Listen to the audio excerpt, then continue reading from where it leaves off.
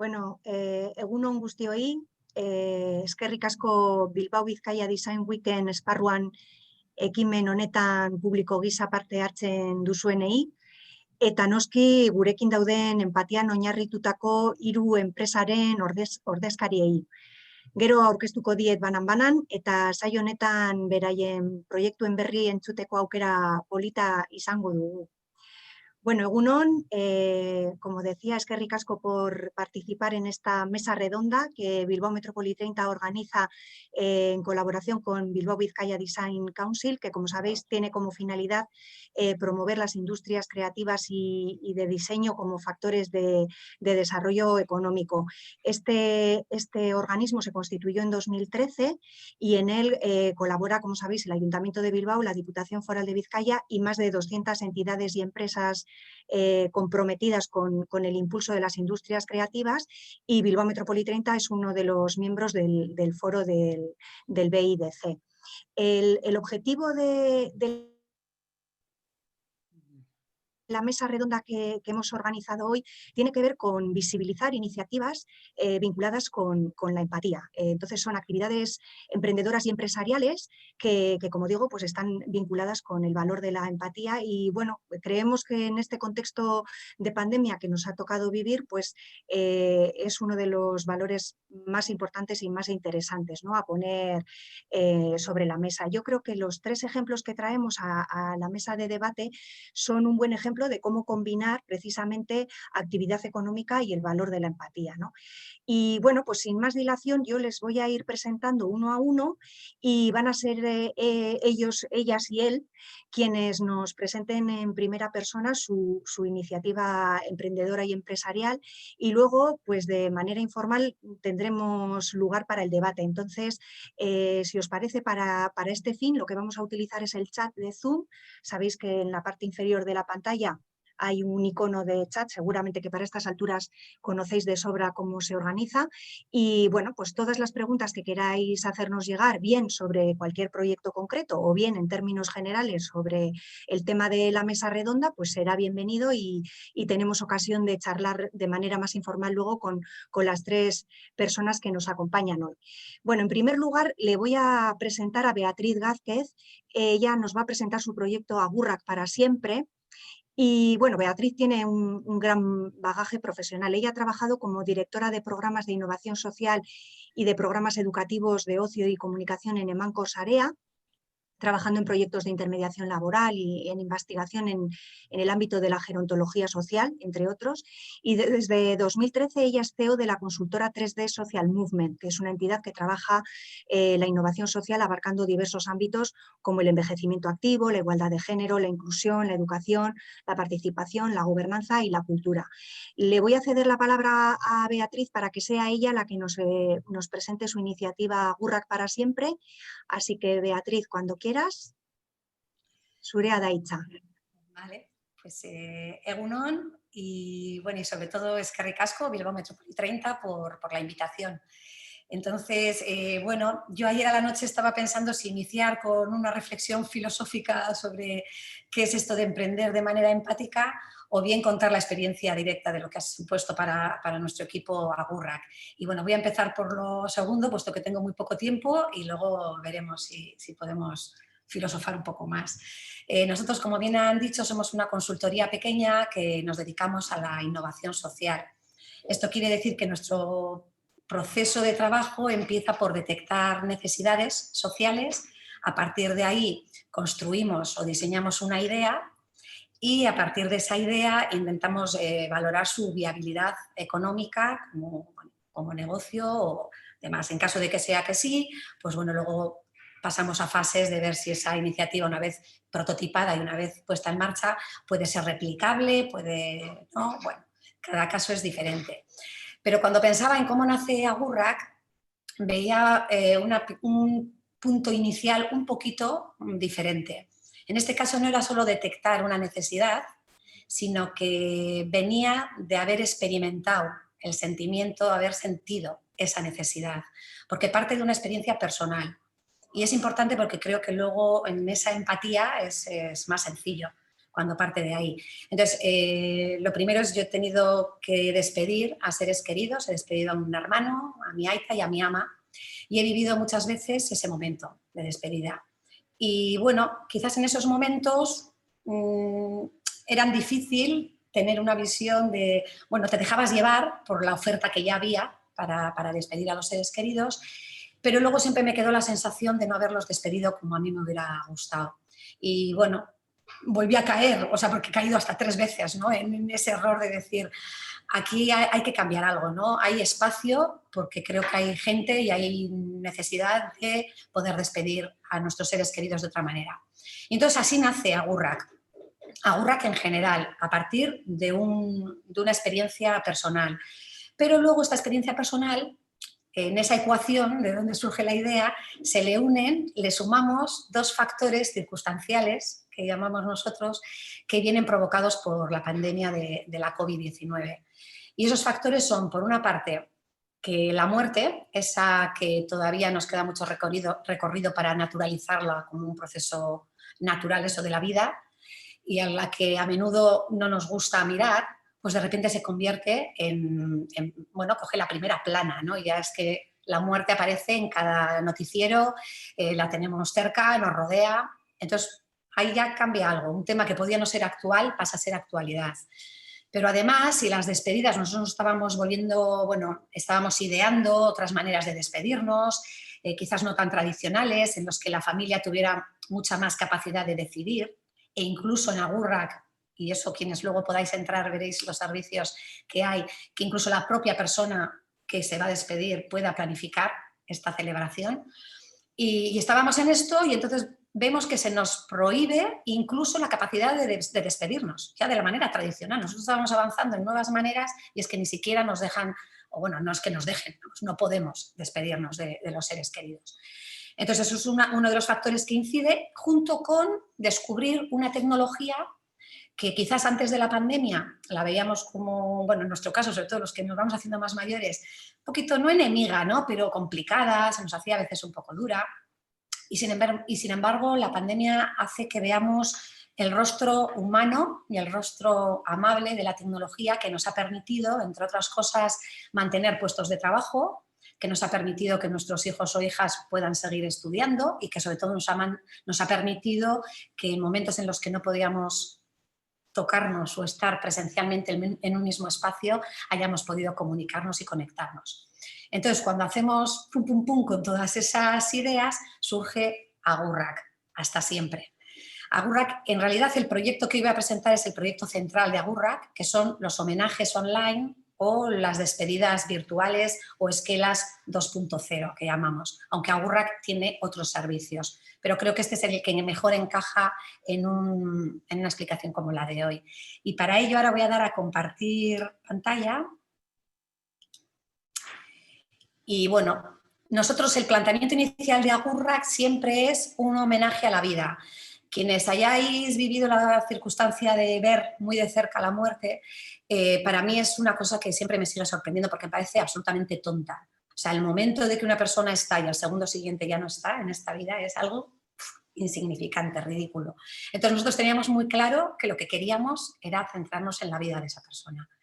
Y para ello, por eso hablamos así, con esa, se despidieron y en el adiós ya estaba la bienvenida, esa maravillosa frase de Mario Benedetti, y eso es, toda la filosofía de Agurrak se centra en esto. Cuando vamos a los homenajes, ¿por qué nace ese homenaje? Como os decía, al principio surge de una necesidad de que no nos podemos despedir presencialmente y buscamos otras maneras. Y entonces, por ejemplo, pues aquí tenemos, esto es el homenaje online, aquí tenemos a mi Amatsu con 2 de mis hijas. ¿Y qué queremos con estos homenajes? Brindar un camino, un espacio donde la persona que se ha ido pueda reflejarse en su singularidad, en quién fue.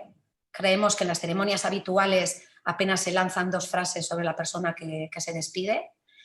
Y nosotros nos apetecía y queríamos que esa persona esté presente en este homenaje. Pero además vamos a brindar que todo su círculo de amistades, familiar, nos permita una despedida individual y colectiva sin tener que estar presentes, pero sin dejar de estar unidos, como decimos nosotros, o unidas, ¿no? Esa es un poco la reflexión final. Entonces, la primera parte que hacemos es presentar a esa persona que se va, y la presentamos como sus familiares querrían presentarla. Tenemos posibilidades y a veces nos sorprende todavía como con unas pocas imágenes, con unas músicas, con muy poquito podemos reflejar realmente cómo era esa persona, a qué lugares le gustaba acudir. Hemos tenido desde ahora mismo un chaval joven marroquí que le gustaba el graffiti, que le gusta el rap. Hemos tenido otra persona que también le gustaba la música, con sus fotos en su estudio de grabación, con sus guitarras electrónicas. La madre, ¿no? Aquella que ha sido un referente porque ha sido una mujer familiar. Bueno, pues todo eso a nosotros nos gusta que se refleje en este pequeño homenaje. Y sobre todo, como os decía, brindar un espacio para que todas las personas que quieran, desde cualquier lugar del mundo, a cualquier hora, desde la tranquilidad y serenidad de estar en tu casa, poder despedirse o poder compartir recuerdos y lo que esa persona supuso para ella. ¿A quién no le ha pasado de ir a un funeral y no encontrar el momento en el que acercarte a la familia? En el que al final no sabes ni qué decir, porque bueno, pues hay mucha gente alrededor, no le quieres incordiar, es un momento delicado. Bueno, nosotros con esta herramienta nos hemos dado cuenta que cuando luego la gente llega a su casa y tiene tranquilidad y lo hace a la hora que le viene bien, pues realmente se comparten mensajes bueno, de otro calado. Compartes fotos porque tienes tiempo para buscarlas, para, bueno, esos recuerdos, ¿no? Y bueno, pues esta es la herramienta que tiene detrás un CRM donde, bueno, tú puedes subir absolutamente de todo. Nosotros lo que hacemos es a la familia, en una primera llamada muy sencilla, sabemos que es un momento delicado, le pedimos un mínimo de información y nosotros a partir de ahí construimos este espacio web. Una vez que lo tenemos construido, sobre todo la primera parte de presentación de la persona que se despide, le damos un enlace que generalmente coincide con el nombre de la persona que se despide, se lo mandamos por WhatsApp, también por mail, y ella lo difunde a toda su red de contactos. A partir de ahí, ya cualquier persona, como os digo, de cualquier lugar, puede subir esos contenidos. Bueno, luego a la familia, al principio se mantiene una semana y a la familia de una semana recibe un documento, un PDF, con toda la información que se ha versado ahí, ¿no? Se ha puesto. Nos ha gustado mucho, bueno, sobre todo para nosotros ha resultado una experiencia absolutamente emocionante, que no medimos al principio, cuando iniciamos esta aventura, hasta qué punto nos iba a tocar, ¿no? Todavía hoy hay mensajes que nos da la familia o los amigos. Quiero decir que a veces no son la familia, a veces son la empresa, los amigos, quienes deciden hacer un homenaje. Aquí tenemos, comparto porque bueno, manda un poco el permiso para hacerlo, ¿no? Es los compañeros de trabajo de la Fundación Lavailu quienes presentan y hacen un homenaje a una persona que se ha ido, ¿no? Como veis, pues bueno, puedes dejar multitud de mensajes, fotos, recuerdos. Pero lo que os decía es que para nosotros ha sido todo un descubrimiento el que existe, más allá del rédito económico, un rédito emocional que nos llega, ahora voy a intentar dejar de compartir, que nos ha llegado totalmente porque lo que os decía, seguimos compartiendo cada vez que una familia nos dice hostia, ¿cómo me habéis ayudado? Es más, ¿no? Tenía aquí seleccionado el testimonio de Yanire, ¿no? Una joven que ha tenido que despedir a su amachu de 62 años y nos decía, ¿no? Ha sido tan gratificante leer todos esos mensajes que la gente iba compartiendo. Yo estaba todo el día entrando en el móvil, en la web. Menuda emoción, qué lloreras me he cogido leyendo estos mensajes, viendo fotos que yo desconocía, redescubriendo a mi amachu en los ojos de un montón de gente que la quería. Pero sobre todo el orgullo y la satisfacción de comprobar que la sonrisa de mi amachu no era solo pasión de hija, sino que ha quedado y permanecerá en el recuerdo de tanta gente. Todo esto me reconforta y me hace muy feliz. Cuando realmente luego leemos estas cosas, a mí todavía me siguen emocionando, ¿no? Porque vemos que hemos llegado a un lugar que bueno, que es maravilloso, ¿no? Que alguien te lo pueda facilitar. Y como digo yo, no sé si será económicamente muy rentable, que esperamos que sí, porque nosotros es emprendimiento y siempre buscamos también la rentabilidad económica, pero que desde luego es maravilloso el viaje. Y bueno, ahora igual he sido muy breve con miedo a pasarme de tiempo, pero bueno, nosotros ahora estamos ampliando el plazo de tiempo que podemos mantener este homenaje, porque hemos visto que hay gente que quiere tenerlo más e incluso nos estamos planteando el que lo puedan tener definitivamente, porque nos han pedido, han dicho, yo quiero luego, cuando es el cumpleaños de mi aita, cuando hay celebraciones familiares, queremos seguir teniendo ese espacio donde podamos subir nuestros mensajes y lo que queramos compartir con toda esa red, ¿no? Hemos intentado que a nivel de accesibilidad sea súper sencillo. Te quiero decir que nuestros clientes suelen ser personas ya mayores también, que despiden a otras personas mayores. Entonces lo hemos hecho con varios canales de entrada, le puedes llamar por teléfono, lo puedes hacer a través del mail, a través de la web, o sea, un multicanal de entrada y facilitar en esos momentos. Es muy fácil empatizar en este tema porque o todos hemos vivido una situación de despedida o sabemos que la vamos a vivir, con lo cual enseguida nos colocamos en un lugar fácil de empatizar cómo se está sintiendo esa persona en ese momento.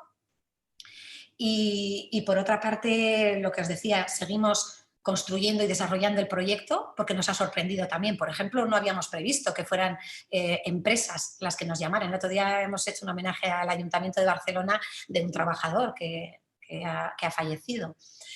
También nos ha sorprendido que nosotros pensábamos que el momento en el que se tenía que hacer el homenaje era en el momento que fallecía. Nosotros contactábamos, incluso el enlace se podía colgar en la propia esquela del periódico, de manera que todo el mundo se ponía en la esquela, se dispone de un espacio web para compartir y cualquier familiar y demás entraba y ya podía. Pero la sorpresa ha sido que estamos haciendo homenajes de personas que han fallecido hace 3 y 4 meses. O sea, que no tiene que ser al momento. Es más, hemos descubierto que hay gente que con la tranquilidad del tiempo ha decidido ahora hacer un homenaje, porque quizás en ese momento no tenía el cuerpo o sí. Y bueno, pues vamos redescubriendo posibilidades que nos está dando esta iniciativa. Y bueno, no sé qué tiempo llevo, quiero ser muy rigurosa y luego igual con las preguntas que hagáis. Bueno, también cuando iniciamos, también en esto de la empatía, siempre teníamos la máxima de que cada homenaje que hacemos, lo hacemos con tanto mimo, es como si fuera el homenaje a la persona que tú más quieres en este mundo. Y eso no lo debemos de perder nunca. O sea que, porque luego puedes, ¿no? Es como todo, al final haces muchos, entonces eso lo tenemos siempre aquí, como si fuera el de tu aita, el de tu mamá, el de tu hermano, desde ahí. Muy bien, es que ricasco, Beatriz. La verdad es que en una mesa redonda de empatía yo creo que por lo menos hablo en primera persona, has conseguido contagiar emocionalmente los motivos que os han llevado a impulsar una iniciativa como esta, ¿no? Y yo estoy segura de que habrá preguntas luego. Yo tengo algunas para lanzarte y es que ricasco, la verdad es que ha sido un placer escucharte. Y si os parece, voy a presentar a la siguiente ponente, a Blanca Mata, que nos va a hablar de su proyecto Lectura Fácil. Blanca es licenciada en periodismo por la Euskal Herriko Unibertsitatea y desde 2011 dejó de lado su profesión para buscar una nueva motivación profesional. Y en aquel momento apareció Lectura Fácil. Es una iniciativa que la cautivó, tanto en su concepto como por todo lo que conlleva. Y desde 2012 pues, se confiesa enganchada a este proyecto que se denomina Lectura Fácil Euskadi Irakurketa Erraza, porque trasciende lo profesional. Lectura Fácil Euskadi ha conseguido que Euskadi sea la comunidad autónoma con mayor desarrollo de lectura fácil después de Cataluña y que sea una referencia importante a nivel del Estado. Blanca imparte formación en lectura fácil, accesibilidad informática y dinamización lectora. Y sin más, le voy a ceder la palabra para que ella nos explique en primera persona en qué consiste el proyecto de lectura fácil. Así que, Blanca, nahi duzunean. Eskerrik asko Idoia.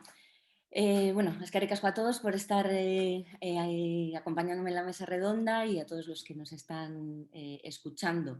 Yo ya empiezo ya también muy tocadita por las palabras de Beatriz y creo que, bueno, que al final la empatía pues, bueno, nos va a rodear a todos, ¿no?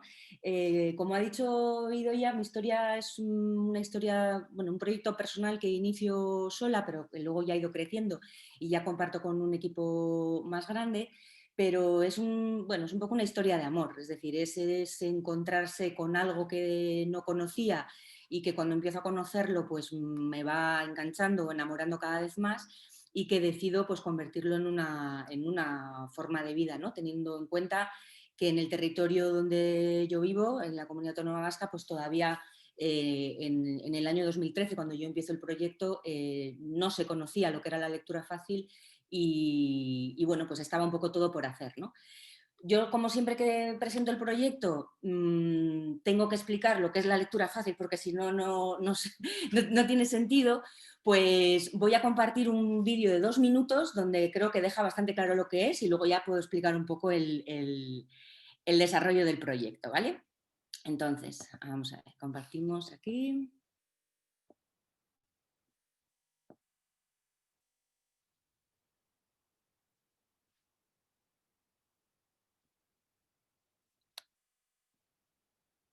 ¿Cuántas veces has recibido una carta de la administración pública y no la has entendido?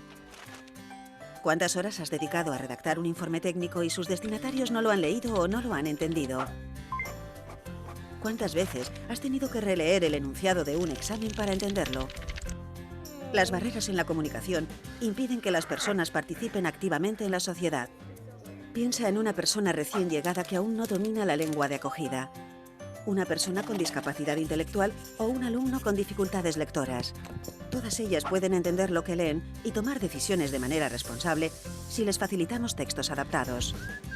Euskadi irakurketa errazatik, era egokian idatzita dagoen edozein dokumento administratibo, legezko, ekonomiko edo informatibo, uler daitekeela defendatzen dugu. Desde hace varios años, adaptamos textos a las pautas de lectura fácil para hacer accesible la información a todo el mundo y, en especial, a las personas con dificultades lectoras. Desde Lectura Fácil Euskadi, asesoramos a empresas, administraciones y a entidades interesadas en hacer una comunicación clara y directa basada en la transparencia, la accesibilidad y la responsabilidad. Lectura Fácil Euskadi convierte los textos en accesibles mediante un lenguaje llano y directo y un diseño claro y atractivo, siempre teniendo en cuenta el destinatario. La accesibilidad informativa permite comunicar de forma clara y eficaz, generar confianza en el público destinatario, ofrecer mayor transparencia, mejorar la imagen y reputación de la organización, ahorrar tiempo, dinero y recursos humanos. Azken finean, gizarteratzea, pertsonen autonomia ziurtatzea, diskriminaziorik eza eta aukeren berdintasunaren alde lan egitea da.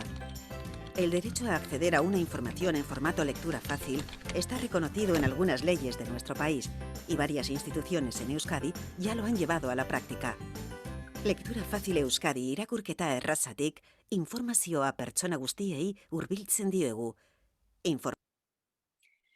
Bueno, pues creo que en 1 o 2 minutos se ha visto un poco claro que el proyecto tiene que ver mucho con las personas, ¿no? Es decir, con cubrir las necesidades de, bueno, de determinados colectivos de personas que tienen dificultades a la hora de, bueno, de ejercer sus derechos, de participar activamente en la sociedad o de disfrutar de algo como puede ser la lectura, ¿no? Voy a compartir un PowerPoint, bueno, en el que voy a ir comentando un poco las ideas de cómo surge el proyecto, en qué está basado y, bueno, qué trayectoria llevamos estos años. En principio, bueno, nosotros partimos de la base, ¿no?, de que el principio de la democracia lectora es aquel que dice que todas las personas tienen derecho al acceso a la lectura, a la cultura y a la información. Y el principio de la integración social a través de la lectura, eso significa que nosotros como ciudadanos o ciudadanas de a pie, para poder participar de una forma activa en la sociedad, eso viene determinado por la capacidad que una persona tenga de leer y de entender todo tipo de mensajes que le afectan en su vida cotidiana, ¿no? De forma que hay gente que tiene una serie de dificultades y por tanto se encuentra con una barrera, con un obstáculo a la hora de hacer efectiva ese disfrute y ese derecho. Hablamos de personas, en el vídeo han aparecido algunos ejemplos, pero estamos hablando de un porcentaje bastante amplio de la población. Nosotros ponemos el foco en un 30% de la población que tiene dificultades lectoras o de comprensión lectora, ¿vale? Son 3 de cada 10 personas en países desarrollados como el nuestro y la verdad es que son muchas, es decir, es una cifra considerable. Tenemos colectivos muy diferentes, desde personas inmigrantes que no conocen el idioma, personas con discapacidad intelectual, personas mayores, personas sordas de nacimiento, personas con trastorno mental, dificultades de aprendizaje como la dislexia, analfabetos funcionales, es decir, el público es muy heterogéneo, pero sí que tiene ese lazo que les une, que es esa dificultad lectora o de comprensión lectora. Por tanto, nosotros enfocamos el campo de la lectura fácil a todos aquellos ámbitos en los que afecta la información escrita. Nosotros hablamos de la literatura, es decir, hablamos de que leer es un placer pero también es un derecho y por tanto ahí en lo que queremos llegar es a posibilitar que gente que tiene dificultades para leer pueda leer con textos adaptados, pueda disfrutar de la literatura. Abarcamos el campo de la información, que hoy en el siglo XXI es evidente que es una necesidad social para estar informado, saber lo que pasa, conocer tus derechos o poder participar en sociedad. Y ahí jugamos un poco con intentar desmitificar que como estamos en el siglo XXI, la era de Internet, etcétera, que como existe Internet, la información está al alcance de todos. Eso no es así, porque aparte de existir una brecha digital, no siempre todo lo que está en la red es de fácil acceso y de fácil comprensión, ¿no? Y luego trabajamos en el ámbito de lo que tiene que ver con toda la información que emana de las administraciones públicas, sobre todo de las instituciones, en la forma de dirigirse hacia la ciudadanía y en la forma en la que tienen de comunicar cosas que nos afectan a todos, ¿no? Y que tenemos derecho a entender. Es decir, aquí hablamos del derecho a entender como un derecho de ciudadanía en todo aquello que tiene que ver con la información que las administraciones ponen en nuestra mano, ¿no? En Lectura Fácil Euskadi hablamos mucho de personas y hablamos mucho de accesibilidad, pero poniendo mucho el foco en que en el imaginario colectivo la accesibilidad todavía está muy restringida la idea de que la accesibilidad son las barreras arquitectónicas, la accesibilidad física.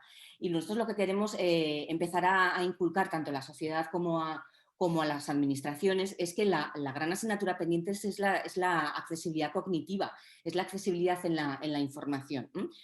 Una rampa y unos ascensores también, pero también cualquier tipo de información o espacio público, etcétera, tiene que ser accesible cognitivamente. Cuando nace el proyecto en 2013, yo me encuentro con el mapa que podéis ver a la izquierda, que es un mapa en el que está plasmado cómo se ha desarrollado el concepto de la lectura fácil en España. En el 2013, como podéis ver, en el territorio de la Comunidad Autónoma Vasca pues no había ningún puntito, casi todo estaba restringido a Cataluña porque fue la comunidad autónoma que trajo el concepto de la lectura fácil de los países nórdicos y que se ha desarrollado allí más en las últimas décadas, ¿no? Entonces, el objetivo era llenar, es decir, llenar ese mapa de puntos, de iniciativas, de conocimiento en torno a la lectura fácil y de proyectos en torno a ello. Y pues a día de hoy, si pinchamos en ese mapa que está en nuestra página web, podemos ver que ha cambiado mucho y, de hecho, como ha comentado Ido ya en la presentación, Euskadi es la segunda comunidad autónoma en estos momentos con mayor desarrollo de la lectura fácil después de Cataluña, si bien es verdad que en otras comunidades también empieza a desarrollarse el concepto. Por lo tanto, nuestras líneas de trabajo siempre han sido siempre muy empáticas porque han estado muy ligadas siempre a la cercanía del usuario. Es decir, nuestros clientes son las administraciones o las empresas o las organizaciones o las bibliotecas que quieren hacer accesible su información, pero en realidad el beneficiario siempre es el público, son las personas usuarias. Entonces, al final trabajamos para ellos y para ellas, ¿no? Entonces, el proyecto al principio estuvo muy enfocada a la lectura fácil en el campo de la literatura, a fomentar la lectura entre colectivos que hasta el momento no leían o no se habían acercado a los libros o a colectivos que por circunstancias bueno, o sociales o de enfermedad o de trastorno, etcétera, abandonaron el hábito en su momento y no lo han vuelto a recuperar porque pues, bueno, pues no se encontraban con textos lo suficientemente accesibles para sus capacidades, etcétera. Por tanto, en un primer momento estuvo muy enfocada a eso, a la lectura fácil y a los libros, a la literatura, a las bibliotecas como lugares inclusivos que se abrían a nuevos públicos en el momento en el que conocen la lectura fácil. Entonces, bueno, ahí se empezó a generar conocimiento sobre el concepto. Nosotros en un primer momento, antes de buscar clientes en las empresas o en las administraciones, lo que hicimos es hacer llegar a entidades del ámbito de lo social donde estaban estos colectivos, las personas inmigrantes, la tercera edad, la discapacidad, etcétera, a darles a conocer qué es la lectura fácil, para que conocieran la herramienta y en su justa medida ellos también demandaran ese producto que necesitan, ¿no? Entonces, bueno, conseguimos, pues desde que casi todas las bibliotecas en Euskadi ya conozcan el concepto, tengan materiales, que cada vez haya más libros en lectura fácil, tanto en euskera como en castellano, o que incluso los clubs de lectura fácil, que en estos momentos en España estables podrá haber en torno a unos 500, pues más de 150 están en la comunidad autónoma vasca, habiendo sido además pioneros en tener los primeros clubs de lectura fácil pues, de personas con autismo, de personas con daño cerebral, o bueno, otro tipo de colectivos que en otras comunidades autónomas no se había trabajado tanto, ¿no? Entonces, bueno, en ese sentido ha sido siempre un éxito y además para nosotras tremendamente satisfactorio porque ese contacto directo en dinamizar clubs de lectura y estar junto con personas que ves que disfrutan de los libros y las historias. Bueno, las cosas que contaba Beatriz que nos llegaban así tanto al corazoncito, ¿no? A mí ver llorar a una persona por el mero hecho de haberse podido acabar un libro o que te den las gracias por hacerte un texto más comprensible y que no va a necesitar la ayuda de otra persona o un tercero o sentirse frustrado por querer y no poder, pues todas esas cosas también son muy beneficiosas, ¿no? Yo siempre digo, yo en lectura fácil hago tres cosas, doy formación, adapto textos y dinamizo clubs de lectura fácil y si con algo me tuviera que quedar, eso no tengo ninguna duda, es con la dinamización de los clubs de lectura y es lo que más echo de menos porque cada vez tengo menos tiempo para dedicarme a ello, ¿no? Pero es tremendamente satisfactorio. En estos 150 clubs de lectura fácil, por ejemplo, están pues más de una treintena pertenecen a la Antegibatúa, que es bueno, la siguiente iniciativa que se va a presentar en esta mesa, ¿no? La Antegibatúa, bueno, pues con los colectivos con los que trabaja, pues ha conseguido que la lectura fácil se inserte en su organización, tanto en la accesibilidad de la información como en lo que es en clubs de lectura fácil, en sus propios talleres, que estamos hablando, por tanto, pues eso, de más de 200 personas, ¿no? Que continuamente participan en estos grupos de lectura. Y la otra pata en la que cada vez trabajamos más, porque cada vez se está concienciando más, sobre todo las administraciones y las organizaciones, es el tema de hacer la información ciudadana accesible, es decir, ese derecho que todas las personas tenemos a entender y a comprender, ¿no?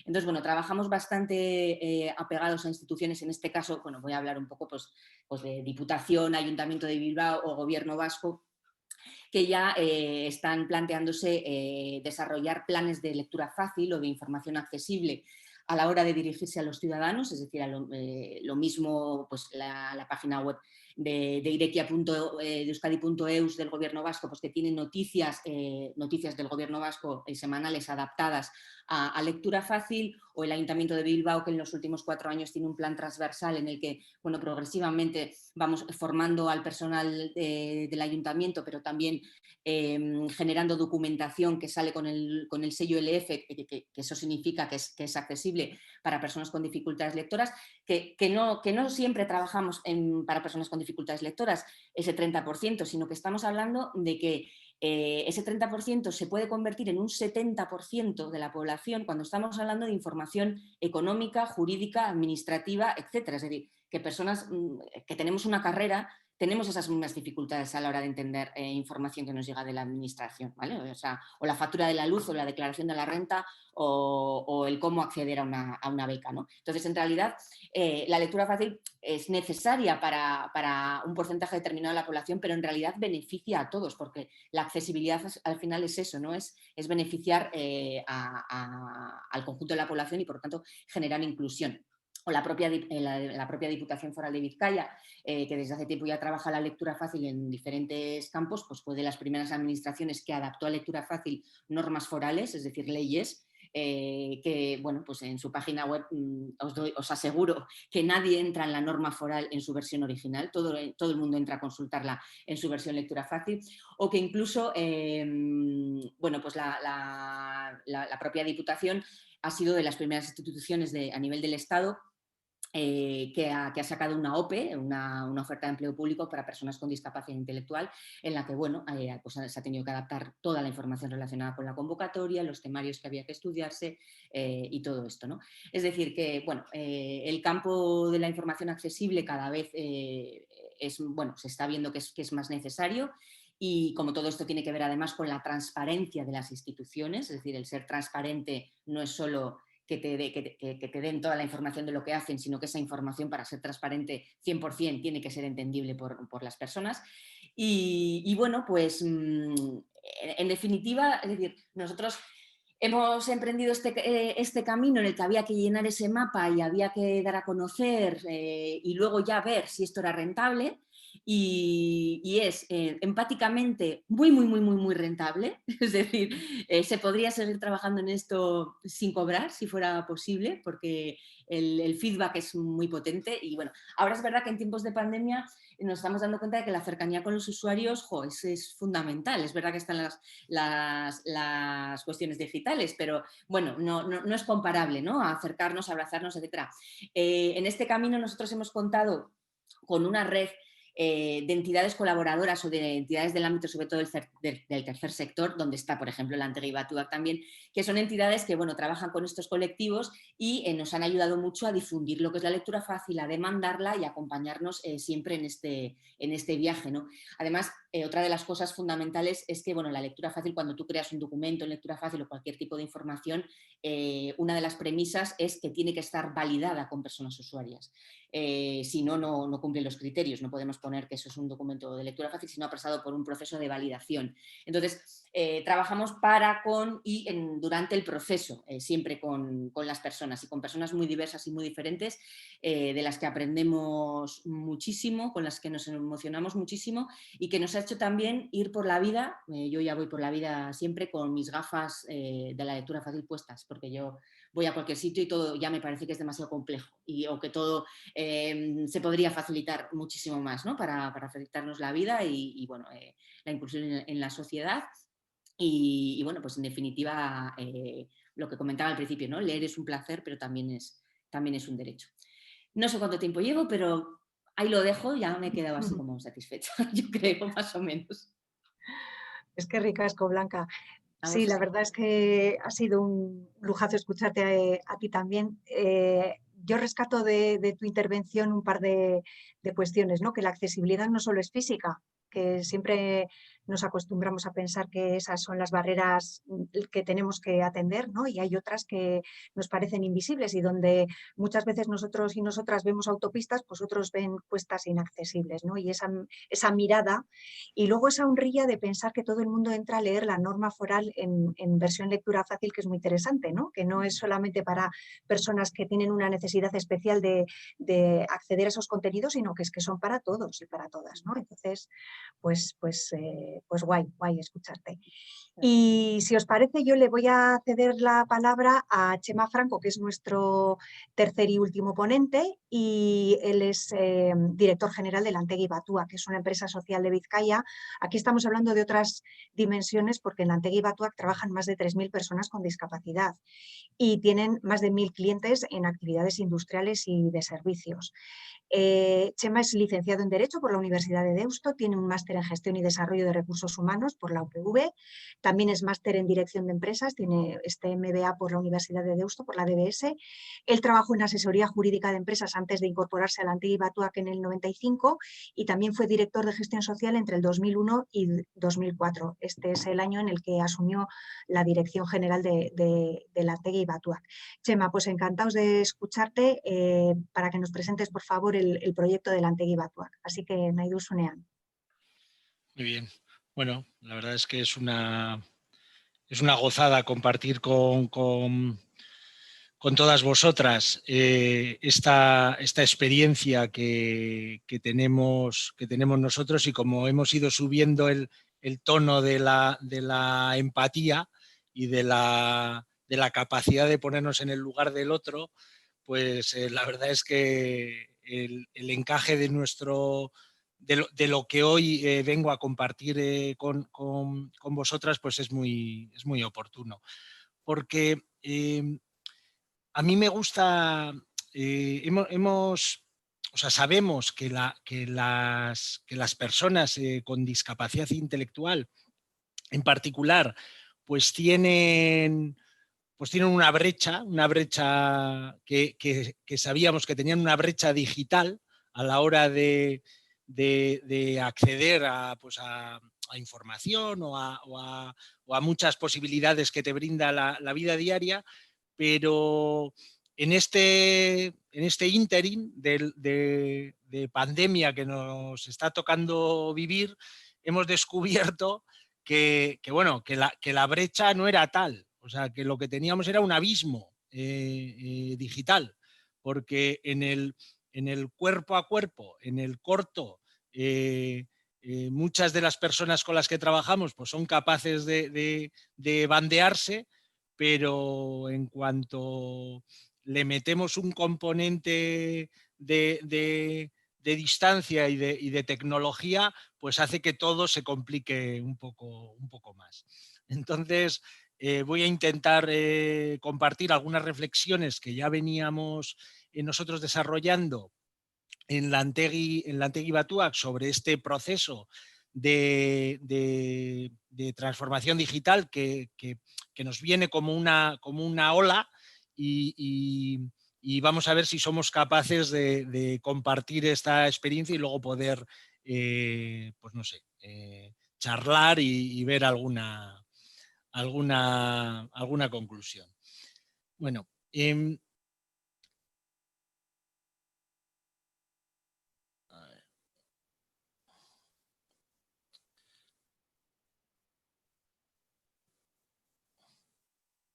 sí. Bueno, nosotros tenemos la suerte de tener un grupo de población trabajadora muy amplio, porque pues eso, estamos más de 3.000 personas trabajando en Vizcaya. El 80% tienen una discapacidad y el 62% una discapacidad intelectual. De manera que como trabajamos también para un montón de clientes desde hace un montón de tiempo, pues hayamos tenido hemos tenido la suerte o la fortuna de poder experimentar en nuestras propias carnes cuáles son las cosas que hay que hacer para saltar determinadas barreras, como por ejemplo de acceso al mercado de trabajo.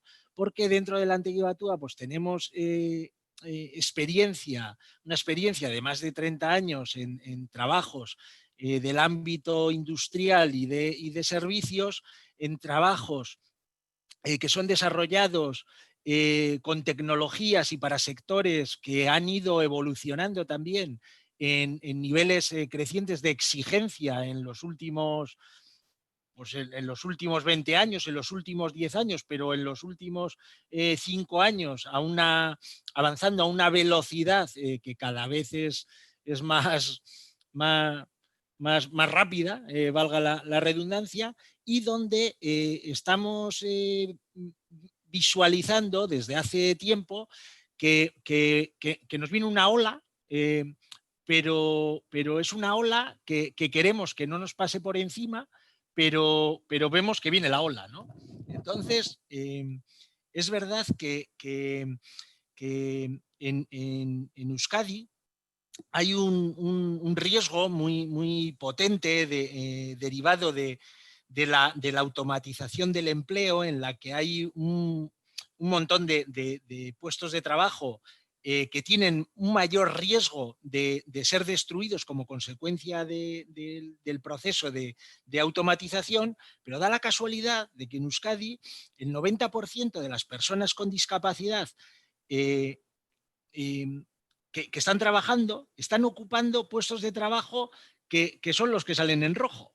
Entonces, que es que estamos en unos nichos de capacidad generadora de empleo para las personas con discapacidad, precisamente que son los que mayor riesgo tienen de desaparición como consecuencia de esta ola que, como os decía, vemos que nos viene empujando.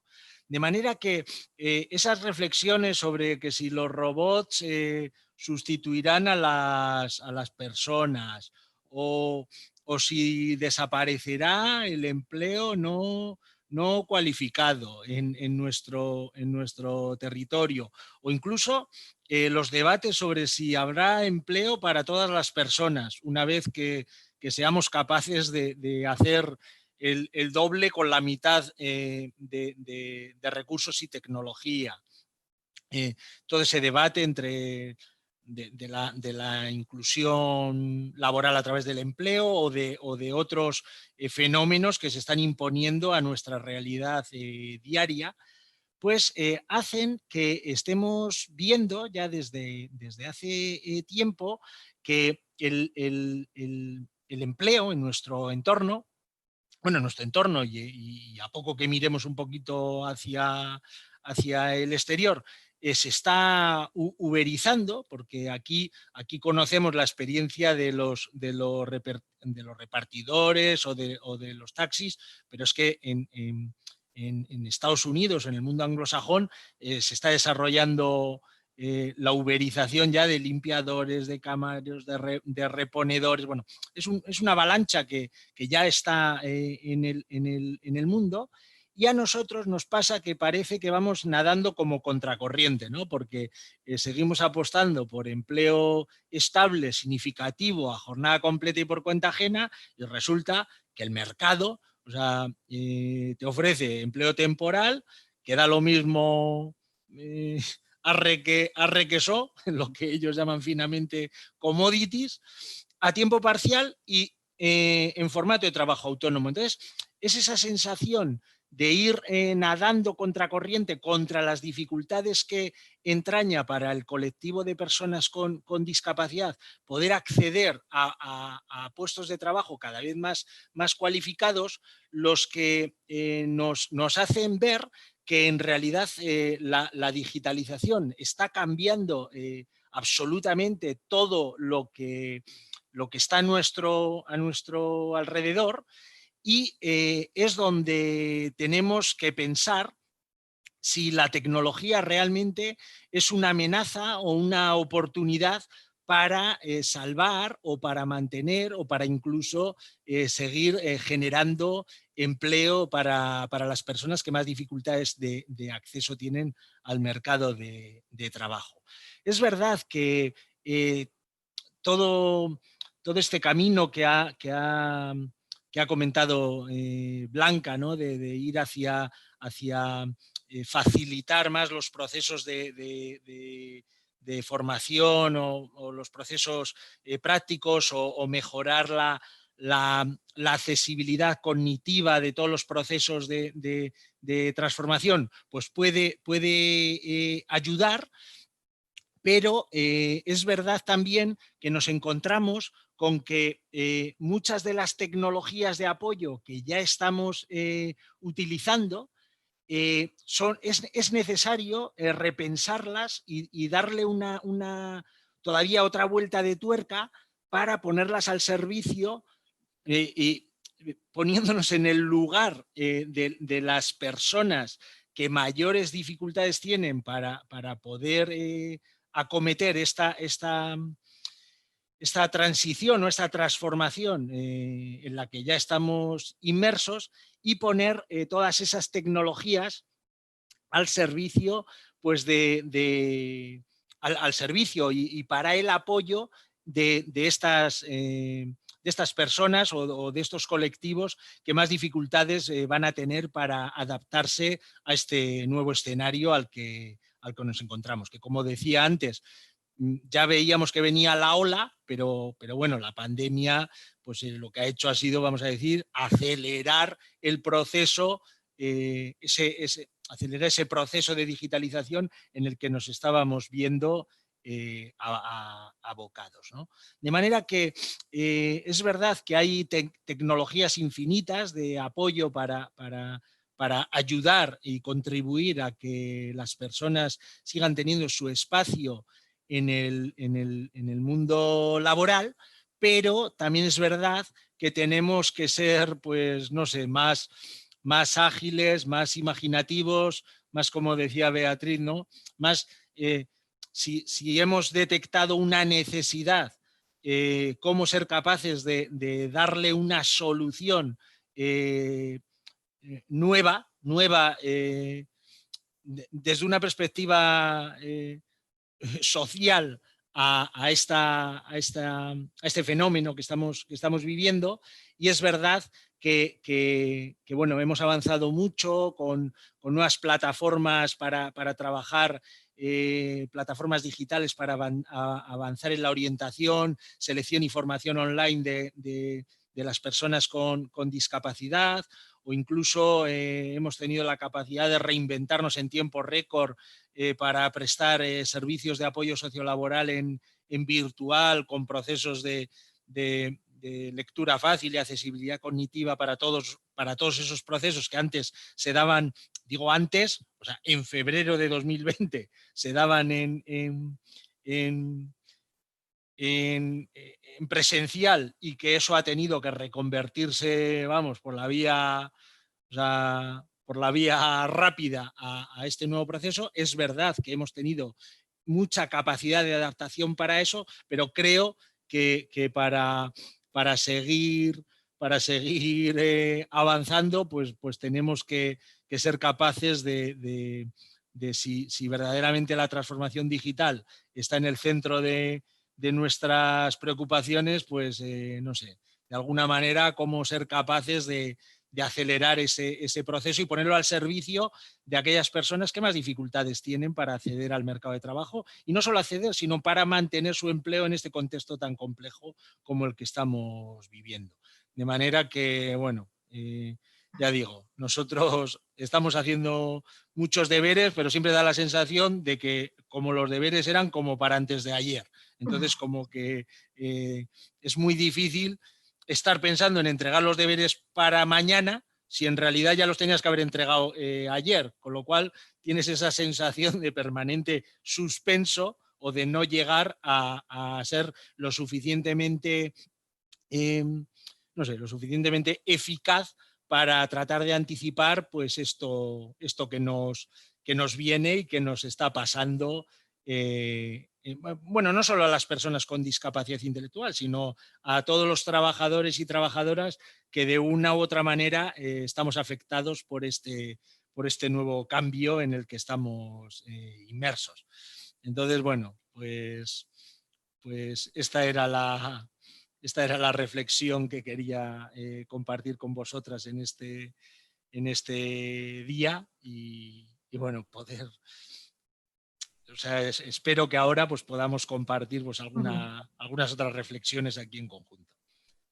Muy bien, es que ricasco, Chema. La verdad es que tu presentación ha sido retadora como mínimo, ¿no? Porque era bonito ver todos los avances que habéis hecho desde la Antegui Batuac, y de pronto ese tsunami que ya no es que sea amenazante, es que está sobre nosotros, ¿no? Y cómo luchar contra ese Goliat tan grande y tan difícil, ¿no? de vencer, porque vamos un poco a contracorriente.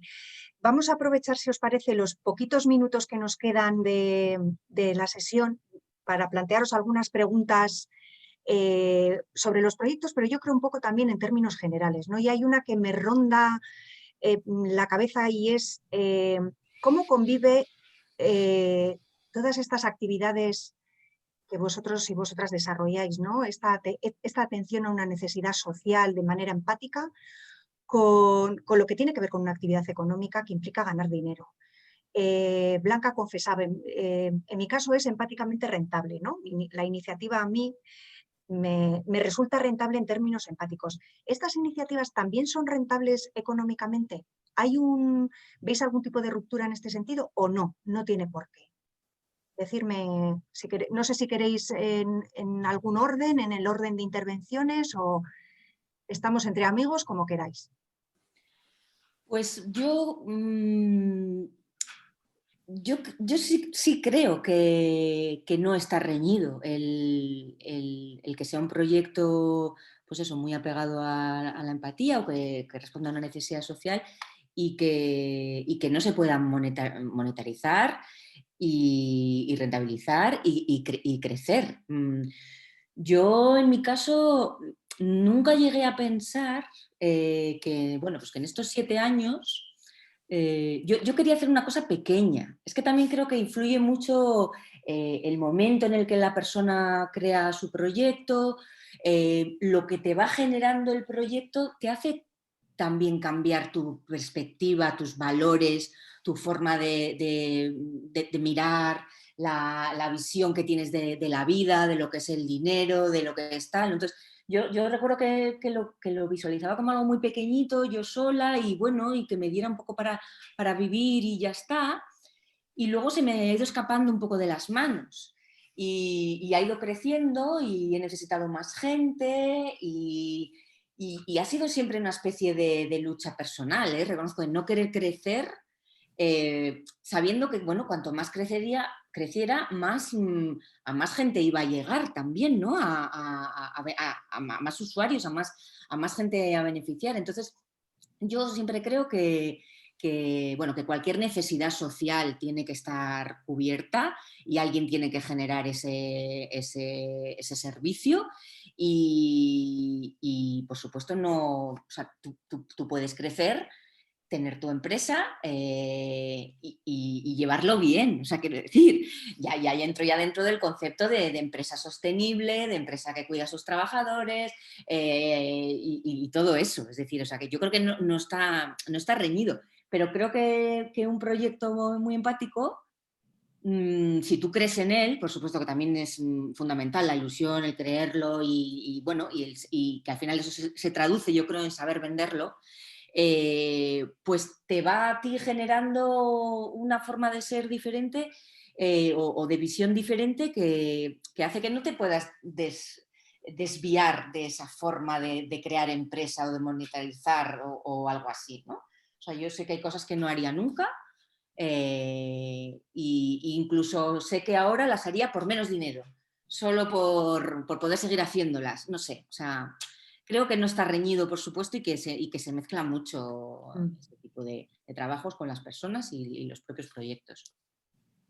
El resto, Beatriz o Chema, ¿es viable tener un proyecto empático y además rentable económicamente? ¿Eso existe? ¿Es posible? Bueno, es que si no existiera, habría que inventarlo, porque aquí, mientras que estamos hablando, nosotros tenemos que facturar 20.000 horas a clientes, hoy concretamente. ¿Por qué? Porque el lunes que viene, también concretamente, hay que pagar la nómina de 3.200 personas. Entonces, yo creo que es perfectamente compatible tener un propósito social desarrollando actividad empresarial. A nosotros es verdad que nos sale como a Obelis, ¿no? Porque nos caímos ya en esa marmita hace 30 y pico años, porque el modelo La Antigua Batúa, que es un modelo de organización no lucrativa que desarrolla actividad empresarial, pero de reinversión luego en el proyecto. Entonces, yo creo que nosotros por lo menos tenemos claro que la obligación y la visión es de sostenibilidad a largo plazo, pues si no, es que estaríamos hablando de otra cosa y no de... Ya no sería... Sería una empresa, ¿no? Sería otra actividad. No sé ni lo que sería, es como dice aquel, si ya no sería una moto, no sería... Entonces, bueno, yo creo que tiene que ser compatible, porque si no es que no se sostiene. Beatriz, en tu Sí, caso. bueno, totalmente de acuerdo. O sea, vivimos de esto, tenemos que cobrar y alimentar familia y demás. Pero sí es verdad que nosotros en nuestra visión estratégica ya como consultoría 3D de innovación social también nos planteamos retos y quizás a nosotros no nos gusta depender tanto de la institución pública y una de las cosas que nos ha aportado precisamente Agurrak es que ha sido un producto. Nosotros llevábamos mucho tiempo intentando buscar producto directamente al usuario. Y bueno, en eso estamos. Y entonces ha sido también, bueno, ha supuesto también ese avance en decir, no solo, porque normalmente en tema de innovación social son las instituciones públicas las que mayormente están apoyando, ¿no?, para que se haga. Y bueno, quizás la Anteguibatúa tiene más experiencia ya también en productos o en tareas que sí van más directas a los usuarios, pero nosotros no, y para nosotros por eso Agurrak es muy importante, porque es un producto. En la línea de esto que estamos comentando, Cristina Mendía, por ejemplo, en el chat habla de que afortunadamente se ha promulgado una ley que obliga a las empresas a elaborar un informe no financiero en el que precisamente aflora toda esa riqueza que actividades como las vuestras aportan, ¿no?, aparte de la rentable que comentaba Chema. Un par de preguntas más por estrujaros al máximo. A mí me da la sensación, un poco mientras os escuchaba, de que hay veces que en el mercado hay que crear la necesidad, ¿no? No solamente vender el producto, sino que la gente se dé cuenta de que existe una necesidad, ¿no? En el caso de Agurrak, la necesidad de despedir a otras personas o de despedirse. En el caso de Lectura Fácil, ese derecho a la accesibilidad y a la lectura, a la accesibilidad del conocimiento. En el caso de la Anteguibatúa, al empleo y al empleo digno por parte de personas que tienen discapacidades. ¿Os ha costado o tenéis alguna sensación de un obstáculo añadido en ese sentido, de tener que haber hablado de que había una necesidad que igual no nos habíamos dado cuenta? ¿O la gente lo ha entendido enseguida? Yo en nuestro caso sí que me sorprendía al principio, cuando dabas a conocer el concepto o hablabas de lo de la accesibilidad no solo física, es también la cognitiva, el derecho a entender, que es un derecho que existe pero nadie lo reclama, es decir, nadie pone una queja ante la institución o algo de, es que me ha llegado una carta de la administración y, oiga, no la he entendido. Es que tengo derecho a entenderla. O sea, nadie reclama por eso, pero existe ese derecho. Hay leyes que lo dan. Entonces, en nuestro caso nos sorprendía un poco la respuesta de la gente en positivo, es decir, primero, no sabía que esto existía. Sí, por supuesto, claro, es lo que, algunos te decían, es lo que siempre andábamos buscando y no sabíamos que tenía un nombre.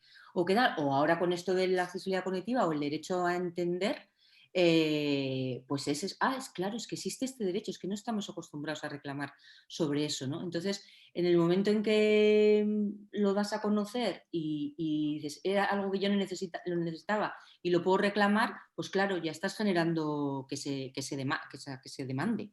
Entonces, en ese sentido, bueno, yo así lo he vivido. El resto, en tu caso, Beatriz, que la verdad es que decías, ¿no?, en el momento de la pandemia casi ni era viable una despedida tradicional. ¿Cómo crear una despedida nueva o una forma distinta de despedirse de las personas que queremos, que fallecen? Sí, yo creo que lo que he dicho, la necesidad a veces está un poco invisible, o sea, creo que la necesidad estaba y más de una persona, yo creo que muchas hemos pensado que tenía que haber otras alternativas a la hora de despedirnos. Lo que pasa que también vamos evolucionando culturalmente, socialmente, entonces de repente se pueden dar unas circunstancias o unos cambios culturales también. Hoy hay una población mayor laica, veníamos de una tradición también religiosa, católica, tal. Entonces, bueno, todo eso también va cambiando. Hace unos años no hubiéramos pensado poder decidir sobre nuestras voluntades anticipadas de cómo queremos que nos cuiden, ¿no?, o cómo queremos que se nos trate en el final de nuestra vida y que eso lo podamos dejar por escrito. Dentro de unos años probablemente podamos decidir si queremos finalizar nuestra vida, ¿no?, depende de qué circunstancias. Entonces, bueno, va cambiando y necesidades que igual hace un tiempo no se veían, pues van surgiendo. El tema es estar, bueno, como digo ya, y nosotros vivimos también de eso, ¿no?, de inventarnos, de buscar la creatividad, o sea, y entonces andamos ahí al loro. Parte de nuestro laboratorio somos nosotros mismos, nuestras experiencias, las de nuestra gente que conocemos, entonces alguien te dice algo y ¡shum!, ya te vas yendo para ahí, no sé, de dónde la captas es difícil, bueno, de muchos lugares, pero luego una vez de que la encuentras, bueno, te encuentras con otros problemas, ¿no? Darla a conocer, bueno. Sí. Un poco, Chema, sí. Sí, digo que ahora, por ejemplo, ya que estamos en la semana del diseño, se habla mucho de la user experience, pero si estás, como en nuestro caso, tan cerca de las personas, que a veces le llamamos personas usuarias, o sea, pero antes de que existiera eso del user experience, pues como estás tan cerca de las personas, estás muy cerca de sus necesidades. Si estás atento a captarlas, las necesidades en realidad existen, están latentes y si estás cerca y tienes abierta una línea de comunicación bien esto, luego ya es verdad que te tienes que dar vueltas al coco de cómo responder o solucionar esas necesidades que te está lanzando el usuario. Pero bueno, quiero decir que, resumiendo, que es como más fácil contra más cerca estés, igual que de un cliente. Si estás muy cerca del cliente es más fácil que captes una necesidad de ese cliente que si estás en tu casa esperando a que te venga a preguntar. Es que ricasco a los tres. Bueno, voy a plantear la última pregunta atendiendo a una solicitud que llega del chat. María Jesús Pérez Ladrón, además yo la conozco porque ha participado en el programa de André Quinchela de Mujeres Emprendedoras y tiene un proyecto, os pide consejo. Tiene un proyecto que se llama Somos Más de 50. Es un proyecto que yo conozco y merece la pena. Podéis entrar luego en Google y echar un vistazo porque es un proyecto que tiene como fin dar visibilidad a mujeres de más de 50 años a través de la fotografía, ¿no? Parece que es un colectivo, siendo mujer y además de a partir de una edad como que está bastante invisibilizado en nuestra sociedad, ¿no? Entonces, María Jesús tiene un proyecto en el que, bueno, pues hace fotografías a mujeres que tienen más de esta edad. Y a nivel personal pues se muestra totalmente satisfecha, ha sido positivo tanto para ella como para las mujeres que han participado, pero echa en falta una forma de monetizarlo para seguir adelante, porque si yo no me equivoco creo que lo hace a nivel totalmente voluntario, ¿no?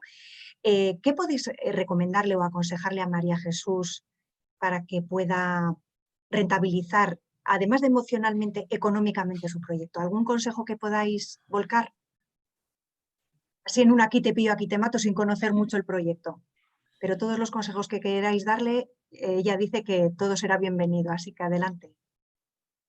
Hombre, yo creo que hay una cosa fundamental, son las redes. No me refiero a las redes sociales, que también, sino al generar red y estar en muchos espacios que a veces pueden parecer que no tienen importancia, no tienen que ver con tu proyecto, pero que una vez que lo cuentas o dejas ahí la semillita, en algún momento eso te vuelve.